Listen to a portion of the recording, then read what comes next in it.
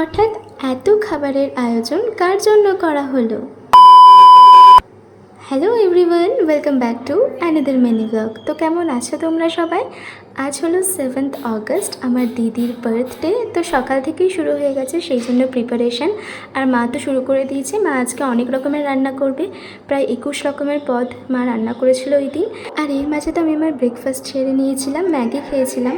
আর তারপরে তো শুরু করে দিয়েছিলাম সাজানোর কাজ। আর এর মাঝে মায়ের ফ্রাইড রাইসের চালও সেদ্ধ হয়ে গেছিলো। আর তারপর তো এই স্ন্যাক্সগুলো আনা হয়েছিল খাবারের সাথে সাজানো হবে বলে। আর এদিকে তো মায়ের চিংড়ি মাছের মালাইকারি, পাবদা মাছ আর পমফ্রেট মাছের ফ্রাইও হয়ে গেছিলো। তার সাথে হয়ে গেছিলো কাতলা কালিয়া, আমের চাটনি আর সমস্ত রকমের ভাজাভুজি। মায়ের তো প্রায় সমস্ত রান্না কমপ্লিট। তারপরে মা তৈরি করছে মাছের মাথা দিয়ে মুগের ডাল। আর এরই মাঝে আমি চলে এসেছিলাম বেলুন ফোলাতে, কারণ আজকের পুরো ডেকোরেশনটাই আমি একা করেছিলাম।